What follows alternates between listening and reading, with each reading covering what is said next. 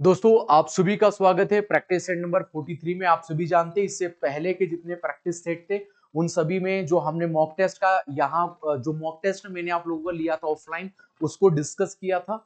और practice set number 43 में मैं आप सभी का पुनः स्वागत करूंगा। और जैसा कि आप सभी जानते हैं कि जो जम्मू कश्मीर में कल हमला हुआ बहुत निंदनीय है। जो जो हालांकि ऐसे हमले जम्मू कश्मीर में नहीं होना चाहिए। पर्यटन के तौर पर भारी कमी आने वाले समय में जम्मू कश्मीर में हमें देखने को मिलेगी।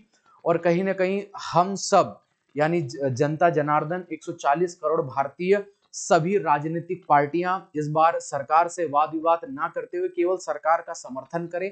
लेकिन सवाल सरकार से भी हमें कुछ न कुछ सवाल जरूर जो जो पूछना चाहिए। 2 घंटे बाद उस घटना स्थल के बाद वहां पर पुलिस और सैन्य बल पहुंच रहा है।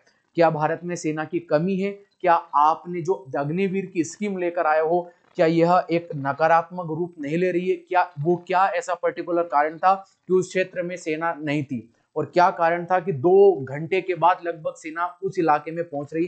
तो कई ऐसे सवाल है जो सेना से नहीं पूछे जा सकते लेकिन सरकार से जरूर पूछे जा सकते हैं। यहाँ पर हम जरूर कहेंगे सेना सरकार का एक फेलियर रहा है, रो एजेंट का एक फेलियर रहा है। कैसे जम्मू कश्मीर में आतंकवादी घुस गए? सरकार को इसका जरूर एक परमानेंट जवाब देना चाहिए। वो परमानेंट जवाब एक युद्ध के हालात नहीं पैदा करते, ऐसा जवाब नहीं देना चाहिए।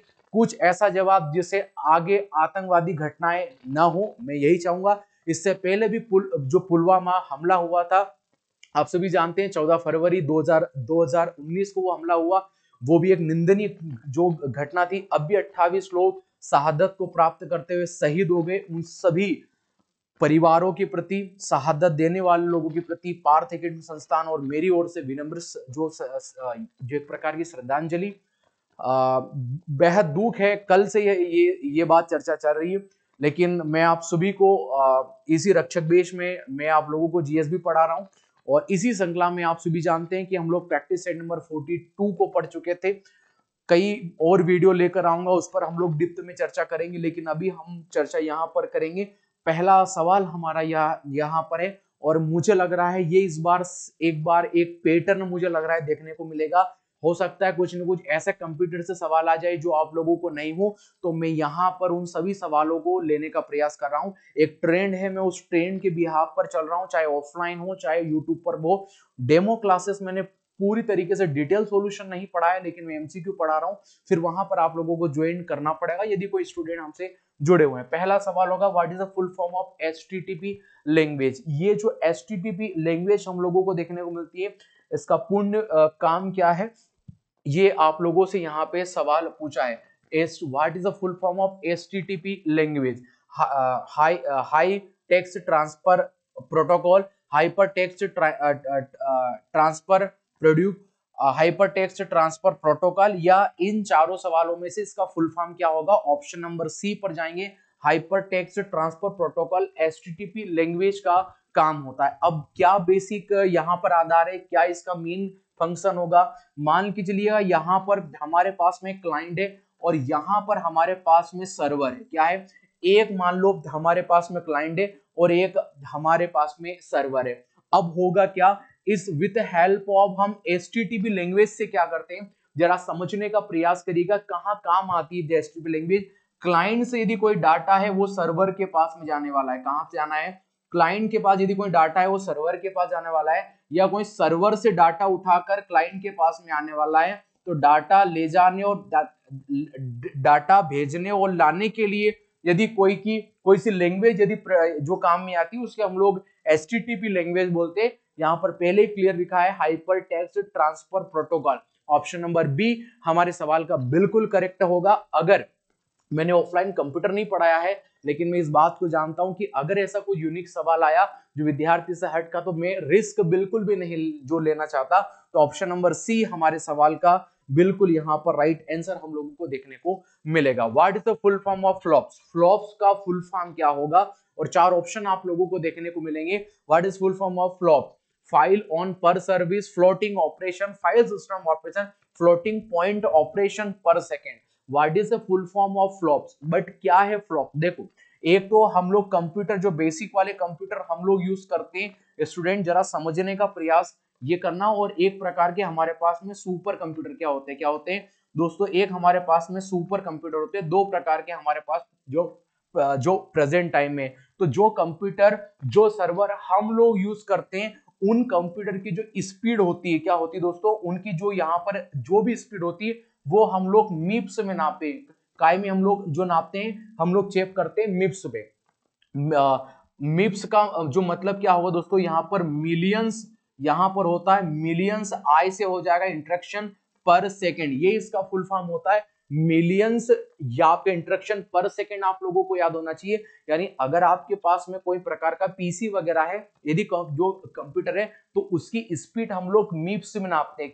किस चीज पे नापेंगे, हम लोग मिप्स पे नापेंगे। लेकिन ये आधार तो होगा कि जो सुपर कंप्यूटर है, उन सुपर कंप्यूटर की स्पीड हम लोग किससे चेक करेंगे, तो वहां पर हम लोग फ्लॉप्स का यहाँ पर यूज करते हैं। तो इसका मतलब होता है फ्लोटिंग, यहाँ पर होता फ्लोटिंग, यहां पर होगा फिर आपका ऑपरेशन पॉइंट पर सेकंड।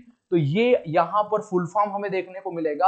ऑप्शन नंबर डी पर हमारे सवाल का बिल्कुल राइट आंसर होगा। यानी दोस्तों जो फ्लॉप्स होती है, फ्लॉप्स यूनिट हम लोग जो सुपर कंप्यूटर की स्पीड नापते हैं वो फ्लॉप्स में चेक करते हैं। और जो मीप्स होता है, जो बेसिक कंप्यूटर हम लोग यूज करते हैं, उन कंप्यूटर की स्पीड हम लोग मीप्स में नापते हैं, मिलियंस इंस्ट्रक्शन पर second, floating point operation per second. तो मैं आशा करूंगा गलत नहीं करना है सेना में। अगर खासकर नर्सिंग और टेक्निकल वाले बच्चे ध्यान दे, कुछ भी अलग से भी सवाल पूछा तो ये इंपॉर्टेंट क्वेश्चन जो रह सकते हैं, गलत यहां पर नहीं होना चाहिएगा।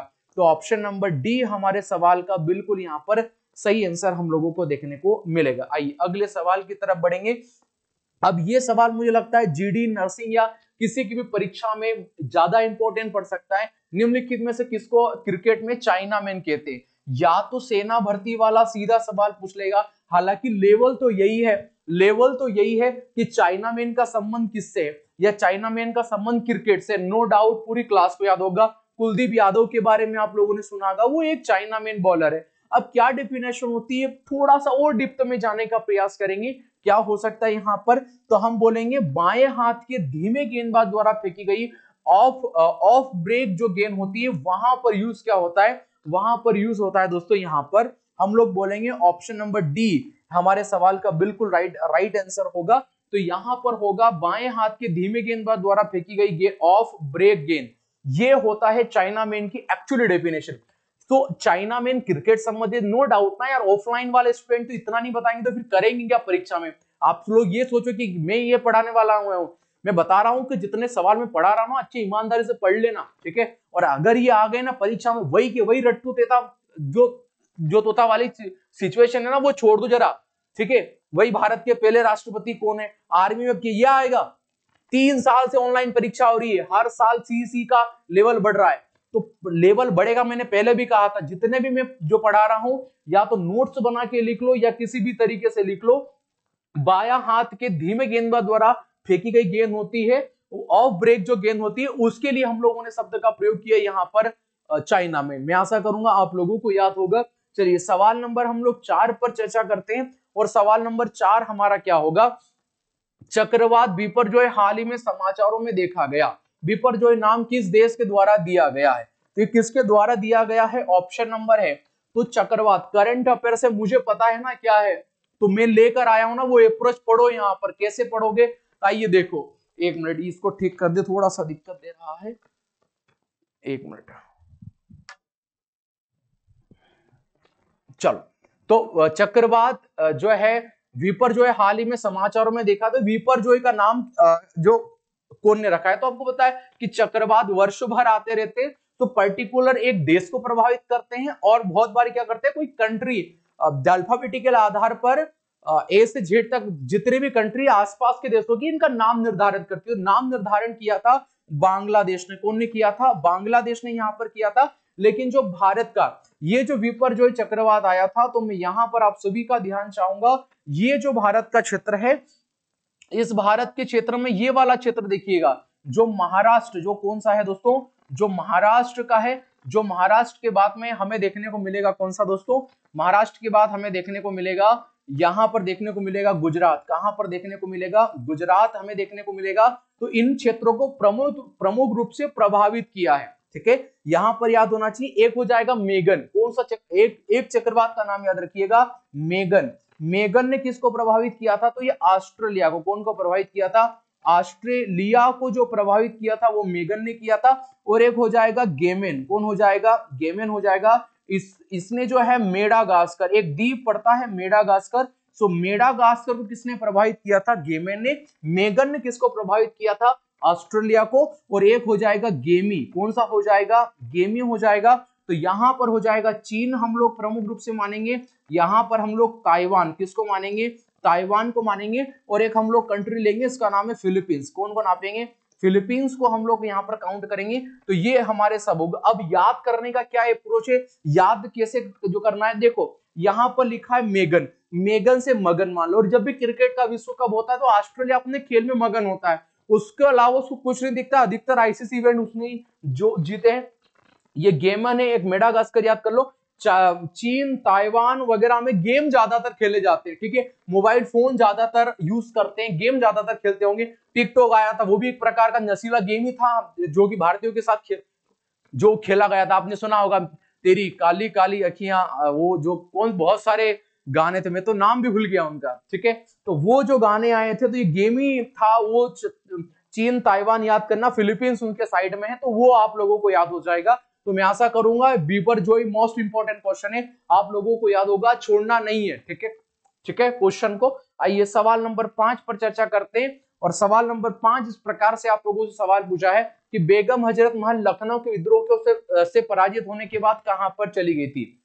सवाल ऑप्शन होता है गुजरात, मद्रास, नेपाल या इनमें से कोई नहीं। तो आपको पता होना चाहिए नेपाल। अब जीडी वाले बच्चे तो 1857 का कारण क्या था? वही जो वहां की दिनफील्ड राइफल थी, वो में हम सभी चर्चा कर चुके हैं, वो बात नहीं है। अब देखो स्टार्टिंग कब होती है, इसकी स्टार्टिंग डेट कब होती है? स्टार्टिंग डेट थी यहाँ पर 10 मई। कौन सी मई? 10 मई यहाँ पर 1857। 10 मई 1857 को ये शुरुआत होती है। नेतृत्व कौन करता है? नेतृत्व 1857 जो ये क्रांति का जो कौन करेगा? तो बहादुर शाह जफर, बहादुर शाह जफर द्वितीय, इसने नेतृत्व किया था। लेकिन इसके बाद में याद होना चाहिएगा, ये जो था 1857 क्रांति का जो यहां पर हम बोल सकते हैं कि जो समाप्त कब हो गया, ये पूर्ण रूप से समाप्त कब हो गया? तो याद होना चाहिए 8 जुलाई। कब हो गया था? 8 जुलाई 1858 को इसके पूर्ण होने की समाप्ति की घोषणा की। वायसराय कौन था अगर पूछेगा? वायसराय के रूप में कौन आया था? तो लॉर्ड केनिन। कौन था दोस्तों? Lord Kenin. यहां पर याद होना चाहिए, सवाल गलत नहीं होना चाहिए। कौन था दोस्तों? Lord Kenin. ये केनिन जो था यहाँ पर दोस्तों, ये वायसराय हुआ था। ठीक है, इन्होंने जो हम लोग बोल सकते हैं क्या निशान क्या रखा था, जो चिन्ह क्या था, इसका निशान जो चिन्ह क्या था? रोटी व कमल। क्या था? रोटी व कमल। आशा करूंगा आप लोगों को याद होगा, रोटी व कमल याद होगा। इसके बाद मैंने आपको बताया था जो नाना साहेब, कौन दोस्तों? नाना साहेब। और इसके बाद में लखनऊ की बेगम थी, इसका नाम था बेगम हजरत महल। क्या नाम था? बेगम हजरत महल। बेगम हजरत महल। ये दोनों कहां पर चले गए थे? ये दोनों इस समय के तौर पर नेपाल चले गए थे। तो मैं आशा करूंगा आप लोगों को याद होगा। थोड़ा सा डीप में वही के वही सवाल मत पढ़ते रहना।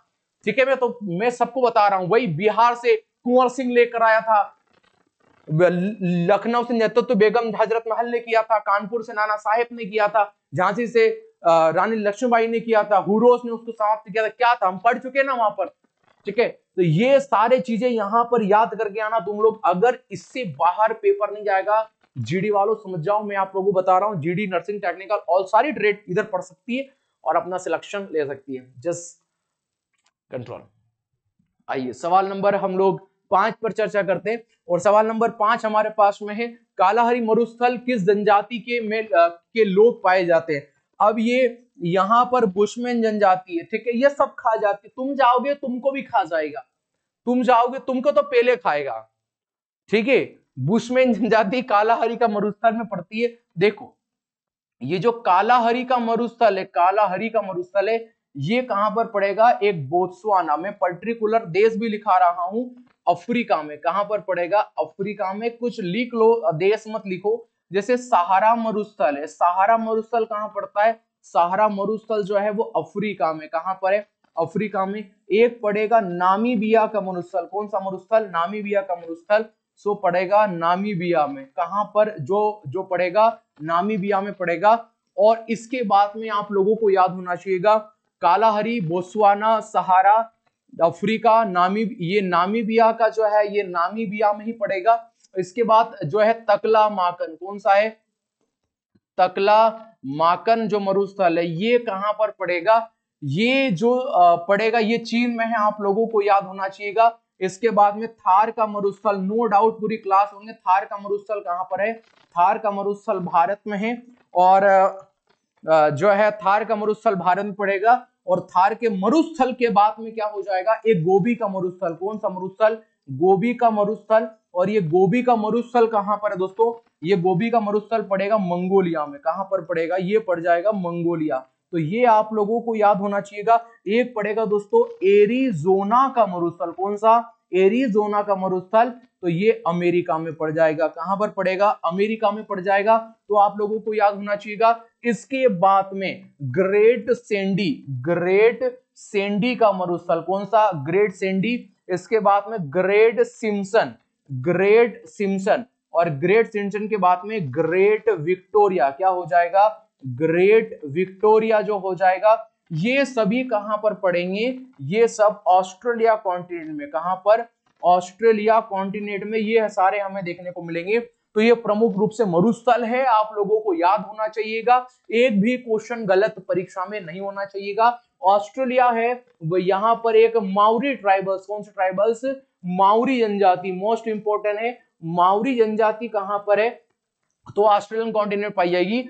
ये ऑस्ट्रेलिया, ये कालाहरी के डेजर्ट में बुशमैन है। सो याद होना चाहिएगा। ठीक है, चलो आगे बढ़ते हैं। सवाल नंबर 7 पर चर्चा करते हैं। बोनालू महोत्सव पहले पढ़ाया था। बोनालू जो महोत्सव तो मैंने पढ़ाया था तेलंगाना। देखो तेलंगाना में हमारा पास में हो जाएगा बोनालू। कौन सा हो जाएगा? बोनालू। बोनालू के पास में मेदराम जात्रा। कौन सा हो जाएगा? मेदराम जात्रा। मेदराम जात्रा के बाद में हो जाएगा बथू कंपा। क्या हो जाएगा? बथू कंपा हो जाएगा। बथू कंपा हो जाएगा, ये याद होना चाहिएगा। इसके बाद में राजस्थान का हो जाएगा दोस्तों मोमासर। कौन सा हो जाएगा? मोमासर हो जाएगा। इसके बाद में रण उत्सव। कौन सा उत्सव दोस्तों? रण उत्सव यहाँ का हो जाएगा। इसके बाद में पुष्कर मेला। कौन सा मेला? पुष्कर मेला यहाँ का हो जाएगा, याद होना चाहिएगा। उड़ीसा का हो जाएगा जो है बाली यात्रा। क्या हो जाएगा? बाली यात्रा हो जाएगा। इसके बाद में धनु यात्रा। कौन सा हो जाएगा? धनु यात्रा। धनु यात्रा के बाद में नुआखाई। क्या हो जाएगा? नुआखाई हो जाएगा। ये सब कहाँ के हो जाएंगे? ये और एक और मोस्ट इंपोर्टेंट इसका रजो पर्व में दिख रहा हूं, हाँ दिख रहा हूं, ठीक है। तो ये रजो पर्व है, ये सब कहाँ के हो जाएंगे? ये सब उड़ीसा के। क्वेश्चन एक भी भारत बाहर नहीं जाएगा। ऑफलाइन वालों का तो बाहर जाएगा ही नहीं, आप भरोसा रखो। झारखंड के ऊपर हम लोग बात कर लेते हैं कि झारखंड का क्या हो जाएगा? सरहुल। मोस्ट इंपोर्टेंट क्या है? सरहुल। सरहुल के बाद में सोहराय। क्या है दोस्तों? सोहराय। सोहराय के बाद में मोस्ट इंपोर्टेंट क्या पड़ेगा? जितिया। क्या पड़ेगा? जितिया। जितिया के बाद हो जाएगा फगुड़ी। कौन सा हो जाएगा? फगुड़ी। मैं आशा करूंगा आप लोगों को याद होगा। तो ये सारी बातें आप लोगों को यहाँ पर याद होना चाहिएगा, क्वेश्चन गलत नहीं होना चाहिए। आइए पट्ट चित्रकला, मोस्ट इंपोर्टेंट, पहले ही पढ़ाया था पट्ट चित्रकला। सो पंजाब में है क्या, महाराष्ट्र में या उड़ीसा? बिल्कुल उड़ीसा में हमें देखने को मिलेगी पट्ट चित्रकला। कौन सी हो जाएगी? पट्ट चित्रकला। जैसे सुरोता, जैसे सुरेता। क्या हो जाएगा? सुरेता। और एक हो जाएगा नोरते। कौन से हो जाएगा? नोरते। ये दोनों कहाँ की पड़ेगी? मध्य प्रदेश की। कहाँ की पड़ेगी? अभी इसके बाद में हम लोगों ने देखा था एक वारली चित्रकला। कौन सी? वारली चित्रकला। वारली चित्रकला कहाँ की हो जाएगी? ये हो जाएगी महाराष्ट्र की। कहाँ की हो जाएगी? महाराष्ट्र की हो जाएगी। इसके बाद में चिकनकारी, चिकनकारी चित्रकला ये हो जाएगी यूपी की, सॉरी ये हो जाएगी यूपी की। कहाँ की हो जाएगी? याद होना चाहिए, ये यूपी की। इसके बाद में रंगवाली। कौन सी हो जाएगी? रंगवाली। रंगवाली कहाँ की हो जाएगी? ये हो जाएगी कर्नाटक। कहाँ की हो जाएगी? कर्नाटक। और कर्नाटक के बाद में जो है यहाँ पर आप लोगों को याद होना चाहिए तंजौर, कहाँ की हो जाएगी तंजौर, तंजौर कहाँ की हो जाएगी तमिलनाडु, कहाँ की हो जाएगी तमिलनाडु की। और ये कोल्लम कौन सी हो जाएगी कोल्लम, और ये कोल्लम भी कहाँ की पड़ती है, कोल्लम भी तमिलनाडु की पड़ती है। सो ऑप्शन में कुछ भी दे सकता है, सब कुछ याद होना चाहिएगा। सवाल नंबर 9 पर आऊंगा और सवाल नंबर 9 जो देखने को मिलेगा, निम्नलिखित में से कौन सा वाद्य यंत्र अनोखे लाल मिश्र बजाते, तो अनोखे ये साहब तबला बजाते, क्या बजाते तबला। नाम लिखो अनोखे लाल मिश्र, अनोखे लाल मिश्र, अनोखे लाल मिश्र जो है ये आप लोगों को याद होना चाहिए। उसके बाद में जो है अनोखे लाल मिश्र के बाद में जो है अनोखे लाल मिश्र आप लोगों को याद अनोखे लाल मिश्र तन्मयी घोष, क्या हो जाएगा तन्मयी घोष जो है यहाँ पर याद हो जाएगा। और इसके बाद में तन्मयी घोष के बाद में पंडित किशन महाराज, पंडित किशन महाराज जो हो जाएगा ये यहाँ पर याद हो जाएगा। पंडित जसराज महाराज, पंडित जसराज जो है महाराज जो है आशा करूंगा आप लोगों को याद हो जाएगा। इसके बाद में सुखविंदर सिंह, ये सुखविंदर सिंह अलग है दोस्तों, ये सुखविंदर सिंह है। और जाकिर हुसैन कौन हो जाएगा, अभी हमने पढ़ाया कि जाकिर हुसैन यहाँ पर याद हो जाना चाहिए। तो ये सभी क्या बजाते दोस्तों, ये सभी तबला वादक है, आप लोगों को याद होना चाहिए। शहनाई से मैं ऑफलाइन में पढ़ा चुका हूं कि शहनाई से क्या है, शहनाई से देखो ऑफलाइन वाले टेंशन मत लो, मैंने आप लोगों को स्टार्ट किया है विज्ञान और प्रौद्योगिकी, विज्ञान और प्रौद्योगिकी, ये मैं आप लोगों को कंप्लीट डिटेल पढ़ाऊंगा, नो टेंशन, बिल्कुल भी जो नहीं लेना। खेलकूद गेम्स एंड स्पोर्ट्स, खेल व कूद जो है मैं आप लोगों को पढ़ाऊंगा। स्टैटिक जीके तो अभी हो गया है, आप सभी जानेंगे। इसके बाद सारे PYQ उसका पैटर्न को हम लोग समझेंगे, और करंट अफेयर क्या पढ़ेंगे, और रीजनिंग में जीके में करंट अफेयर का बोलबाला रहेगा। तो ये सारी चीजें अभी हम लोग आने वाले समय में रहेंगे, जितने भी ऑफलाइन वाले स्टूडेंट हैं, क्योंकि देखो ज्योग्राफी पॉलिटी हिस्ट्री तो ठीक है ना, पढ़ा लिया टीचरों ने, मैं सभी टीचर का रिस्पेक्ट करता हूं, लेकिन हम लोग बात करें विज्ञान और प्रौद्योगिकी पर, खेलकूद पर बात करेंगे, PYQ सवालों पर एक एक ऑफलाइन में एक चुन चुन कर पढ़ाएंगे, और करंट अफेयर, और उसके बाद होगा महा रिविजन, जिसमें हम लोग ज्योग्राफी पॉलिटी हिस्ट्री इकोनॉमिक हर चीज पर जो चर्चा करेंगे, और समय बचा तो हम लोग याद करने का भी प्रयास कर रहे हैं, और कंटिन्यूसली हम लोगों ने याद कर ही लिया है।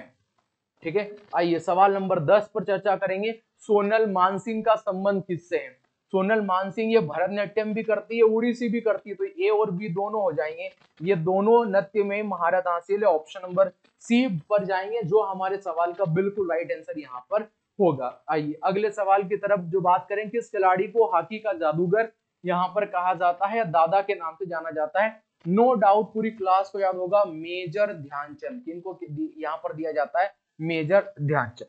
अब यहाँ पर मेजर ध्यानचंद का नाम है, बहुत बढ़िया, कोई बात नहीं, मेजर ध्यानचंद का नाम है। आप लोगों को कमेंट सेक्शन में मुझे ये बताना है, हालांकि सवाल बहुत इजी था, कि इनको भारत सरकार के द्वारा कौन सा सर्वोच्च पुरस्कार दिया गया, इतना अगर जानते हो तो कमेंट सेक्शन में आप सभी का स्वागत करूंगा। आइए सवाल नंबर 12 पर चर्चा करेंगे। मोस्ट इंपोर्टेंट सीरीज में सबसे ज्यादा इंपॉर्टेंट है हिनो हिंदाक्यो संगठन, हिनो हिंदाक्यो जो है संगठन, जिसे देश से संबंधित से 2024 में शांति पुरस्कार, मोस्ट इंपोर्टेंट है, इसे शांति पुरस्कार यहाँ पर दिया गया है। ये किसका है दोस्तों, ये जापान का, ये कहाँ का है, तो ये जापान का देखने को मिलेगा। ऑप्शन नंबर बी पर जाएंगे, जो हमारे सवाल का बिल्कुल राइट आंसर यहाँ पर देखने को मिलेगा। आइए सवाल नंबर 3 पर चर्चा करते हैं। मोस्ट इंपोर्टेंट सीरीज में निम्नलिखित में से किसने भारत के राष्ट्रपति द्वारा नियुक्त किया जा सकता है, राष्ट्रपति द्वारा नियुक्त नहीं किया जा सकता, राज्य के राज्यपालों को नियुक्त राष्ट्रपति करता है। नो डाउट आप लोगों को याद होगा,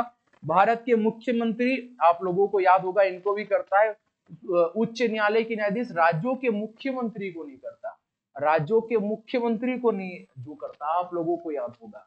ठीक है, अब यहां पर चीजें ये समझने वाली बात है कि अभी जैसे डिबेट चल रहा है, अभी आर्टिकल जो है 142 पर आप सभी जानेंगे, यहाँ पर जो क्लियर मेंशन है कि यदि आप लोगों को पता होगा, 2 केस आए थे हमारे पास में, एक तमिलनाडु का आया था और एक केरल का आया था। आर्मी स्टूडेंट अगर समझ सकते हो तो समझ लो।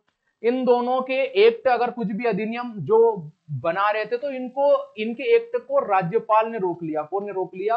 राज्यपाल को यहाँ पर राज्यपाल ने रोक लिया। अब वो पूरी तरीके से कानून बन नहीं पाए। और आपको पता है कि फिर ये दोनों केस लेकर कहां पर गए? ये दोनों केस सीधा राष्ट्रपति के पास में ले गए। अब राष्ट्रपति के पास में, क्योंकि आर्टिकल 42 में क्लियर मेंशन है कि राष्ट्र गवर्नर जो रख सकता है वहां पर, सुप्रीम कोर्ट किसी भी फैसले पर अपना, किसी भी केस पर अपना फैसला सुना सकता है, ये भी उसमें जो क्लियर मेंशन है। अब यहाँ पर आर्टिकल 131 में अपीली अधिकार है, तो ये सुप्रीम कोर्ट का वो वाला केस हो गया। जब ये यहाँ पर अपीली अधिकार हो जाता है तो यहाँ पर फिर क्या किया कि जो है 3 मंथ तक फिर जो सुप्रीम कोर्ट ने क्या कहा, सुप्रीम कोर्ट ने यहां से ये कहा दोस्तों कि राज्यपाल केस को जो भी अधिनियम उन्होंने तैयार किया है, या तो उसको हाँ करना है या ना करना, उसको जो राज्य सरकार को 3 दिन में जवाब, 3 महीने में जवाब दे। मेरी बात समझ रहे? मैं फिर से समझाने का प्रयास कर रहा हूं। सुप्रीम कोर्ट ने राज्यपाल को यह बोल दिया कि किसी भी अधिनियम जो एक्ट जो प्रावधान है, या तो उस पर हाँ करो या ना करो, आपके पास 3 महीने हैं। अब सुप्रीम कोर्ट ने ये बोल दिया। सुप्रीम कोर्ट ने किस बिहाफ पर बोल दिया? आर्टिकल 142 का प्रयोग करते हुए। लेकिन आपको पता है कि सुप्रीम कोर्ट कभी राष्ट्रपति को आदेश नहीं दे सकता, ठीक है? सुप्रीम कोर्ट, ये सुप्रीम कोर्ट ने गलत किया, राष्ट्रपति को आदेश दे दिया। कॉन्स्टिट्यूशन में ऑफलाइन में और डिप्थ में पढ़ा है, मैं और भी डिप्थ में पढ़ा था, पर समय अंतराल थोड़ा सा कम है हमारे पास में। आर्टिकल 14 पर चर्चा करेंगे, और आर्टिकल 14 हमारे सवाल नंबर 14, इनमें से किस राज्य में दक्षिण पश्चिम मानसून में वर्षा नहीं होती? पंजाब में, तमिलनाडु में, राजस्थान में या कर्नाटक में? तो यहाँ पर तमिलनाडु में नहीं होती। किसमें नहीं होती? तमिलनाडु में नहीं होती। ऑप्शन नंबर बी हमारे सवाल का बिल्कुल राइट आंसर यहाँ पर हम लोगों को देखने को मिलेगा। चलेगा, आगे हम लोग चर्चा करेंगे। ये होमवर्क में सवाल है, वही का माफी चाहूंगा, वही का वही सवाल आ गया है। निम्नलिखित में से कौन सा वाद्य यंत्र अनोखेलाल मिश्र बजाते हैं? तो आपको पता है, मैंने जो आपको समझा दिया है, कमेंट सेक्शन में आप सभी को इसका जवाब देना है। मैं मिलूंगा आप सभी से प्रैक्टिस नंबर 44 के साथ। जब तक इसको लिखिए, नोट्स बनाइए, क्योंकि एग्जाम बेहद नजदीक आ गई है, ठीक है? चलिएगा, मिलते हैं कल, तब तक के लिए गुड बाय और लव यू ऑल।